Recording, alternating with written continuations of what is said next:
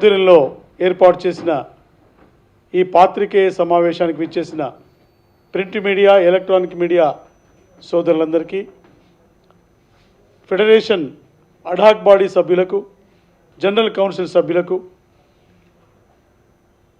ముఖ్యంగా మాకు వెన్నుదన్నుగా నిలిచినటువంటి ఆత్మబంధువు శ్రీమాన్ వి Vijay Kumar garu, chairman and MD vision VVK housing వారికి, మా సోదరిమణి vision VVK housing general manager Shrimati Aruna Upadrashta గారికి, మాకు అత్యంత ఆప్తులు ఆత్మీయులు ప్రసన్న కుమార్ గారికి స్వాగతం, సుస్వాగతం. చాలా ఒక గొప్ప కార్యక్రమాన్ని మేము ఏర్పాటు చేసుకోవడం జరిగింది. ఈ గొప్ప మహాయజ్ఞం 14వ తేదీన ఈ నెల సత్యసాయి నిగమాగంలో ఏర్పాటు చేయబడింది. తెలుగు టెలివిజన్ ఆవిర్భవించి 50 ఏళ్ళు పూర్తవుతున్నది. ఒక రకంగా 50 ఏళ్ల సుదీర్ఘమైన ప్రస్థానాన్ని మనం స్మరించుకోవాలి. 16 మంది సభ్యులతోటి 21 ఏప్రిల్ 1971కి అరగంట చిత్రహారతోటి మన తెలుగు టీవీ స్టార్ట్ అయింది.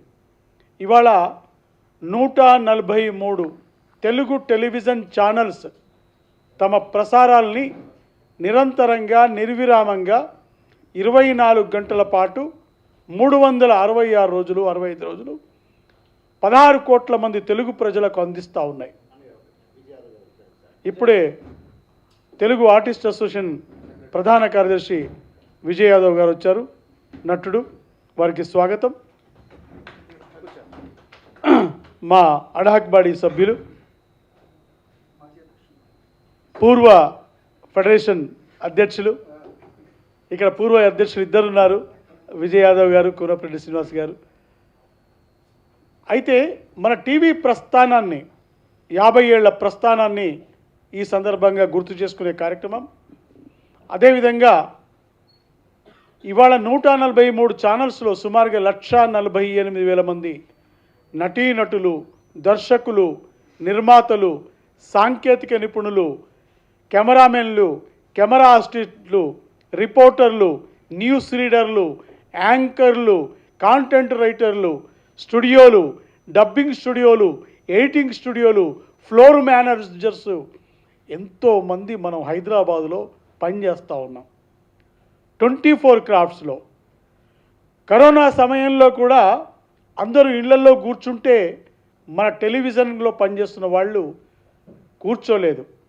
మారుమూల ప్రాంత వార్తల్ని కూడా మనం అందించే క్రమంలో ఉన్నాం.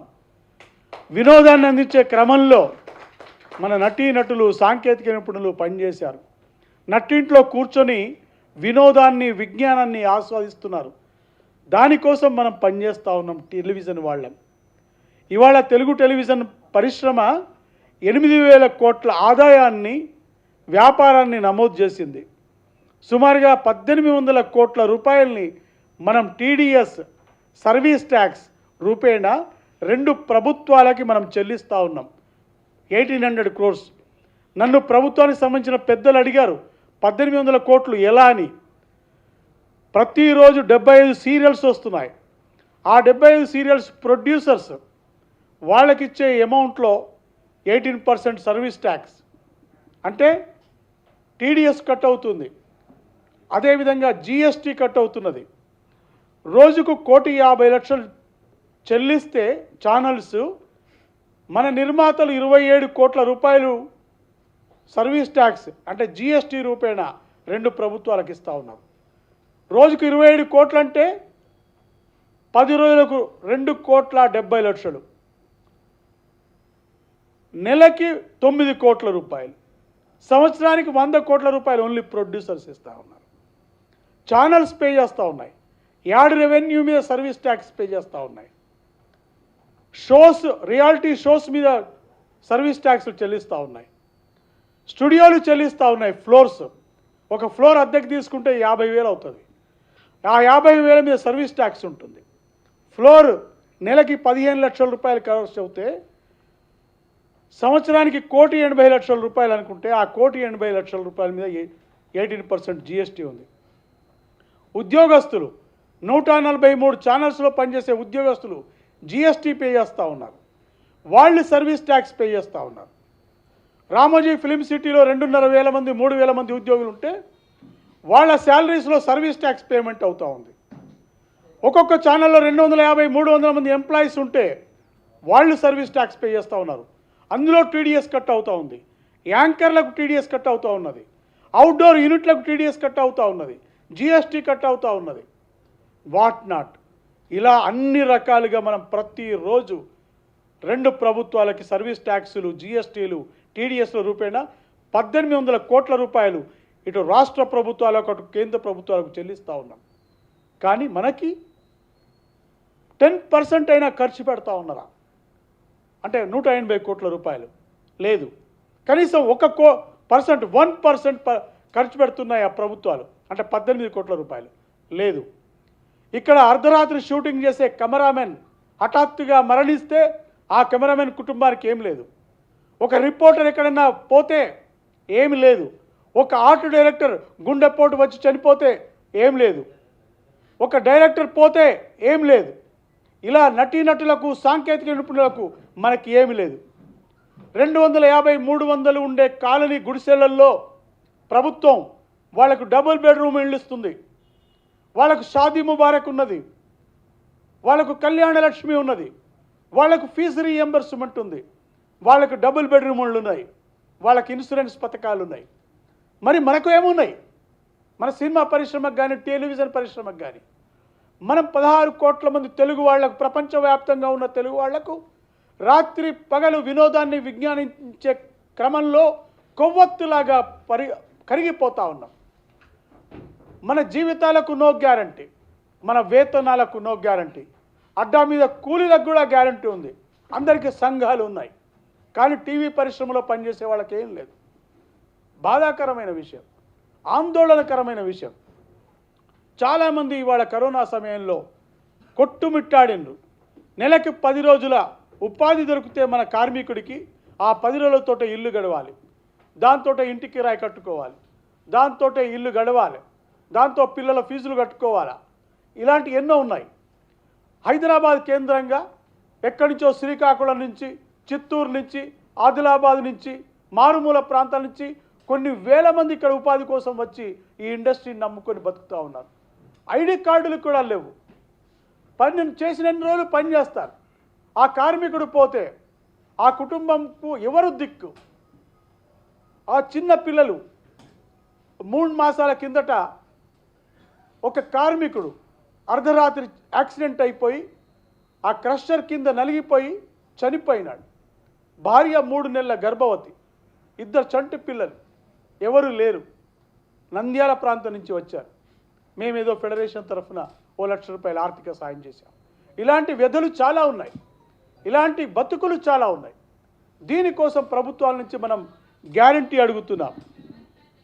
ఇప్పటికైనా 2 ప్రభుత్వాలకి ఒక విజ్ఞప్తి చేయాలని, ఈ 50 ఏళ్ల పండుగ జరుపుకుంటూ మనం చేసిన అభివృద్ధిని, ప్రగతిని నివేదిక ఇస్తూ ఒక నివేదన సభ పేరుతోటి మనం 14వ తారీఖు నాడు సత్యసాయి నిగమాగంలో ఒక కార్యక్రమాన్ని ఏర్పాటు చేశాం. ఆ రోజు షూటింగులు బంద్. 2 తెలుగు రాష్ట్రాలలో ఎలాంటి షూటింగులు లేవు. Telugu television technicians and workers federation తీసుకున్న ఈ నిర్ణయానికి కొనసాగింపుగా తెలుగు టెలివిజన్ నిర్మాతల మండలి మాకు సహకరించి ఆ రోజు బంద్ ప్రకటనకి సానుకూలంగా స్పందించింది. అన్ని ఛానల్స్, ఎంటర్టైన్మెంట్ ఛానల్స్ ఎలాంటి షూటింగ్లు జరపమని ఆమోదించింది. కాబట్టి 2 తెలుగు రాష్ట్రాల్లో ఎలాంటి షూటింగ్ లేవు. No shootings on 14th. భారీ ఎత్తున టెలివిజన్ పరిశ్రమలో పనిచేస్తున్న కార్మికులు, నటీనటులు, నిర్మాతలు, దర్శకులు, ఆల్ ప్రొడక్షన్ హౌసెస్ అందరూ ఒకే వేదిక మీద వస్తున్నారు. ఆ వేదిక మీద ఏకీకృత నినాదంతో మన కార్మికుల కోసం టీవీ నగర్ కావాలి, టీవీ నగర్ కోసం మనం ప్రయత్నం చేస్తున్నాం. ఇక్కడ హైదరాబాద్లో ఒక టీవీ భవన్ కావాలి. ఎట్లయితే కార్మిక భవన్ ఉంది, ఇక్కడ ఒక కర్షక భవన్ ఉంది, అన్ని రకాల భవనాలు ప్రభుత్వం ఏర్పాటు చేస్తుంది. కాబట్టి టీవీ భవన్ కూడా మనకు ఉండాలి. అదేవిధంగా డబల్ బెడ్రూమ్ ఇళ్ళు ఉండాలి, మనకి ఇన్సూరెన్స్ ఉండాలి, మనకి హెల్త్ ఇన్సూరెన్స్ ఉండాలి, మెడికల్ ఇన్సూరెన్స్ ఉండాలి, మన పిల్లలకి ఫీజు రియంబర్స్మెంట్ ఉండాలి, మన వాళ్ళకు కూడా పిల్లలకు పెళ్ళిళ్ళు అవుతే కళ్యాణ లక్ష్మి షాదీ ముబారక్ మనకు కూడా కావాలి. ప్రభుత్వం అందించే అన్ని పథకాలు కూడా టెలివిజన్ పరిశ్రమకు వర్తింపచేయాలి. టెలివిజన్ పరిశ్రమకు పేపర్ మీద లిప్ మీద కాకుండా ప్రభుత్వం టెలివిజన్ని పరిశ్రమగా గుర్తించాలి అనే నినాదంతో మనం ఆ రోజు ఒక నివేదికను ప్రభుత్వాలకు అందించబోతా ఉన్నాం. ఈ నివేదిక తరువాత ప్రభుత్వంతో మనం అన్ని రకాల సంప్రదింపులు చేసుకుంటూ ఆ రోజు పెద్దలందరూ వస్తున్నారు.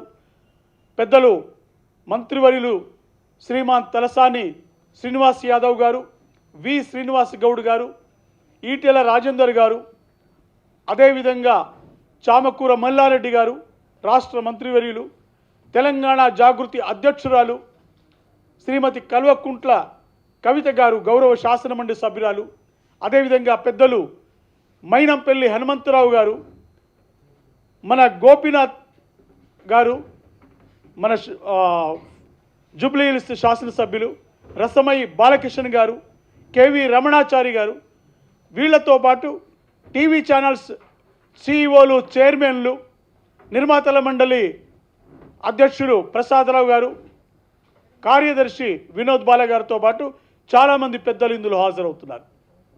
అందరిది ఒకే నినాదం, హైదరాబాద్ కేంద్రంగా టీవీ నగర్ ఏర్పాటు కావాలి, టెలివిజన్ని పరిశ్రమగా గుర్తించాలి. ఇలాంటి కోరికలతో మనం వెళుతున్నాం. ఇవాళ వచ్చిన పెద్దలందరికీ, కార్మిక నాయకులకు నేను మనస్ఫూర్తిగా హృదయపూర్వక స్వాగతం తెలియజేస్తూ మన కార్మిక నాయకులు ఒక్కొక్కరు వారి విజన్, వారి ఐడియాలజీ మీడియాకి తెలియజేయవలసిందిగా కోరుతున్నాను. ముందుగా పూర్వ అధ్యక్షులు విజయ్ యాదవ్ గారు. మిత్రులకు అలాగే మా తోటి కార్మికులందరం కూడా స్వాగతం. యావత్ భారతదేశంలో మొట్టమొదటి టీవీ ఫెడరేషన్ అంటూ సపరేట్గా ఇండివిజువల్గా మనది ఒకటే. అన్ని చోట్ల అన్ని రాష్ట్రాల్లో సినిమా టీవీ కలిపి ఉంది. ఇక్కడ మాత్రం మేము వేరుగా టీవీ ఫెడరేషన్ ఏర్పాటు చేసుకోవడం జరిగింది. ఎందుకంటే దానికి మనకు చాలా వ్యత్యాసం ఉంది. అంటే ప్రొఫెషన్ పరంగా, టెక్నీషియన్స్ పరంగా కూడా, రేట్ల పరంగా అన్ని రకాలుగా ఉండడం వల్ల మేము సపరేట్గా టీవీ ఫెడరేషన్ అంటూ టెలివిజన్కి సపరేట్ ఫెడరేషన్ ఉండడం జరిగింది. అయితే ఇందాక అన్నగారు సురేష్ కుమార్ గారు చెప్పినట్టు పరిశ్రమను గుర్తించాలని ఎప్పటి నుంచో అనుకుంటున్నాం. గత కొన్ని రోజులుగా గుర్తించారని చిన్నగా ఆశ పుట్టింది.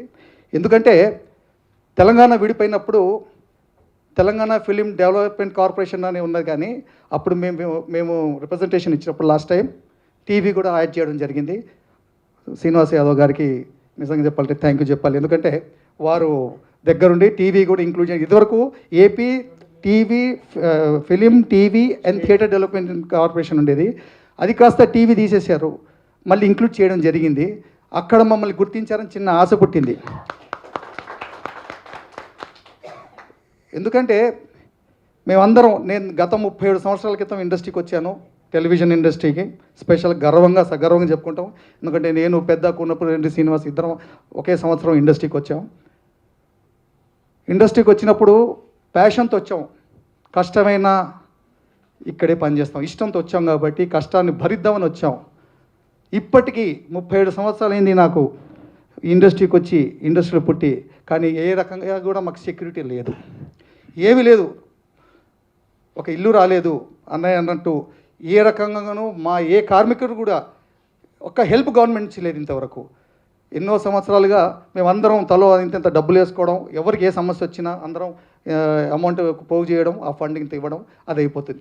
మళ్ళీ ఫ్రెష్గా ఇంకెవరికో ఏదో ప్రాబ్లం వస్తుంది. అలా క్యాన్సర్ పేషెంట్స్ ఉన్నారు మన దగ్గర, చాలామంది క్యాన్సర్ పేషెంట్స్. మా కార్మికుల్లో చాలామంది డబ్బులు లేక చనిపోయిన వాళ్ళు ఉన్నారు. కొంతమంది ఆర్టిస్టులు అయితే చెప్పుకోలేరు, వాళ్ళు మందులకు డబ్బులు లేక అలాగే పోయిన వాళ్ళు కూడా ఉన్నారు. అది పేరు చెప్పలేను నేను, ఇప్పుడు బాగుండదు. సో అలాంటి చాలామంది కార్మికులను చూస్తుంటే మాకు కూడా ఏం చేయలేని స్థితి, ఎంతకాలం అని మేము కూడా ఉండాలి. గవర్నమెంట్ ఎన్నిసార్లు అడిగినా కూడా టీవీని మాత్రం సపరేట్గా ఎప్పుడు గుర్తించలేదు. ఇక మీదట టీవీని సపరేట్గా గుర్తించాలని.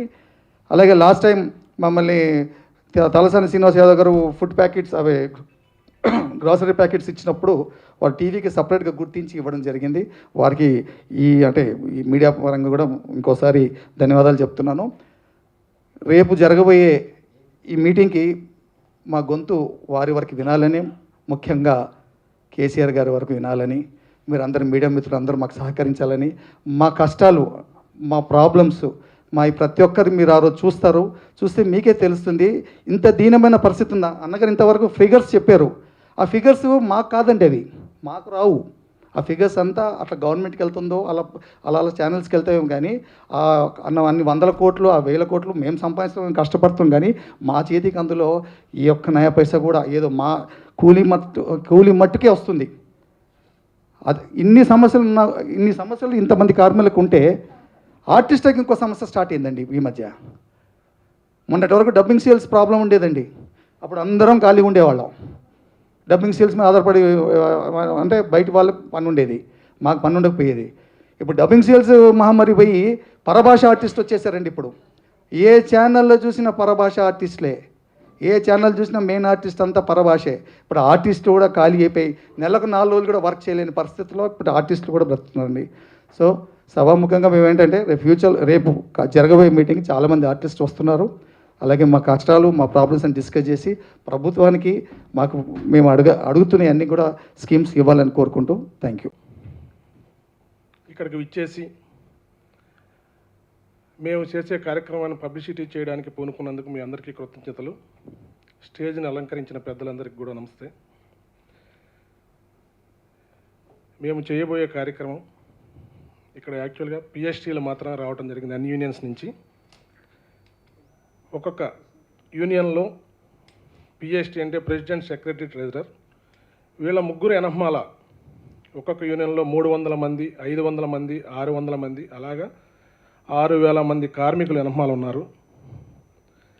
దీన్ని దృష్టిలో పెట్టుకుని అందరూ, మీరు కూడా, మీడియా ప్రతినిధులు కూడా దీన్ని ఎంత దూరం తీసుకెళ్లాలో, ఎంత పబ్లిసిటీ చేయాలో అంత పబ్లిసిటీ చేస్తారని కోరుకుంటున్నాం. ఎంతమంది ఇండైరెక్ట్గా 6000 మంది ఎంప్లాయీస్ ఉన్నా కూడా వాళ్ళు ఒక్కొక్క ఫ్యామిలీలో 2-3 వేసుకుని కూడా alone 25,000 people are living in this industry. మనమందరం ఏంటంటే, ఒక్కరోజు మీ ఇంట్లో టీవీ 1 గంట సేపు కరెంటు పోతే మీ ఇంట్లో మీ మదర్, చిల్డ్రన్, వైఫ్ వీళ్ళ ఫ్రస్ట్రేషన్ ఎట్లా ఉంటుందో మీకు తెలుస్తుంది. కాబట్టి టెలివిజన్ అంత ముఖ్యమైనది. టెలివిజన్లో మనం అందరం వెనక పనిచేసేవాళ్ళం. మనం లేకుండా ఏ క్రాఫ్ట్ ఒక్కటి లేకున్నా కూడా ఏ టెలివిజన్ నడవదు. ప్రెస్ కాదు, media, maybe channel or private serious what ever. మనకు కావాల్సిన అందరం, ఇంక్లూడింగ్ అవర్ ప్రెస్ బ్రదర్స్ అందరికి కూడా చెప్పేది, we will fight for hour TV Nagar health. Main ఉండడానికి ఒక ఇల్లు ప్లస్ హెల్త్ ఇన్సూరెన్స్. దానికోసం గవర్నమెంట్ నుంచి భయ్య చెప్పినట్టు అది ఆ స్టాటిస్టిక్స్ అంతా ఆయన చెప్పారు. ఎంత మన గవర్నమెంట్కి మనం చేస్తాం, మనకి ఏం లేదు, ట్యాక్సెస్ కడుతున్నాం, వీఆర్ పేయింగ్ అవర్ ట్యాక్సెస్, అన్ని A to Z మనం చేస్తున్నాం. బట్ ఒక్క నయా పైసా బెనిఫిట్ కూడా మనకు లేదు. కాబట్టి ఇంత మంచి కార్యక్రమానికి మరి నన్ను కూడా ఇక్కడికి ఇన్వైట్ చేసినటువంటి నాగబాల గారికి, అలాగే మిగిలిన మిత్రులకి, ఇప్పుడు దేనికోసం అయితే ఈ పోరాటం చేస్తున్నారో సో ఇది దిగ్విజయంగా సక్సెస్ అవ్వాలనేసి నేను మనస్ఫూర్తిగా కోరుకుంటూ, మరి నన్ను ఇన్వైట్ చేసినటువంటి మరి మిత్రులందరూ కూడా నా సైడ్ నుంచి ప్రత్యేకమైన ధన్యవాదాలు తెలియజేసుకుంటూ, యాక్చువల్గా నాకు జస్ట్ ఒక 4 days బ్యాకే మరి నాగబాల సురేష్ గారు నాకు కలవడం, సో మరి మా కంపెనీలో పనిచేస్తున్న అరుణ మేడం గారికి నాగబాల గారు మరి ముందే వారు పరిచయం ఉండడం, సో ఇలాగ మేము ఒక మంచి కార్యక్రమం మొదలుపెట్టాము. అది సక్సెస్ అవ్వడానికి సో మీరు కొంత మాకు ఈ రకంగా సపోర్ట్ చేయాలి అని అంటే, యాక్చువల్గా ఏదన్నా ఒక మంచి కార్యక్రమాలకి మా vision VVK housing India private organisation ఎప్పుడు ముందుంటూ ఉంటుంది. సో మరి మొన్న ఆగస్టు 9ని మరి ఇదే ప్రిన్సెస్లో ఇదే హాల్లో ఆల్రెడీ ఒక చిన్న కార్యక్రమం జరిగితే కూడా ఇదేం ఎంటర్టైన్మెంట్ ప్రోగ్రామ్ కాదు, ఫ్యాషన్ షో కాదు, ఇదేమో వచ్చి ప్రజలందరూ కూడా ఎంజాయ్ చేసే ఈవెంట్ కాదు. అంటే వారి యొక్క సాధక బాధలను భగవంతుడికి మనం ఒక పాయసం పెట్టి మా పిల్లలు బాగుండాలి, మా పిల్లలకు మంచి చదువు రావాలి అని కోరుకుంటాం కదా, అలాగే ఈరోజు అందరూ కూడా వీరందరూ కూడా బాగుండాలని ఒక మంచి ఉద్దేశంతో ప్రభుత్వానికి ఒక చక్కటి విన్నపాన్ని తెలియజేసుకుంటున్నారు ఈ కార్యక్రమం. ఇంకా వీళ్ళందరూ మాట్లాడిన తర్వాత అన్ని విన్న తర్వాత టీవీ పరిశ్రమలో ఇన్ని సాధక బాధలు ఉంటాయా, ఒక టీవీ ఛానల్ ఆన్ చేసి చూస్తే ఓకే ఇది బాగాలేదు ఇంకోటి పెట్టుకుందామా అంటున్నాం ఈ రోజుల్లో మనం. బికాజ్ వీళ్ళు ఇన్ని కష్టాలు వీళ్ళ వెనక ఉన్నాయా అని ఇప్పుడు అర్థమవుతుంది. సో ఇంత చక్కటి కార్యక్రమానికి మా విజన్ వివికే ఎండి విజయ్ కుమార్ గారు మంచి సహాయ సహకారాలు అందించడం నిజంగా నాకు కూడా మనస్ఫూర్తిగా సంతోషాన్ని వ్యక్తం చేస్తుంది.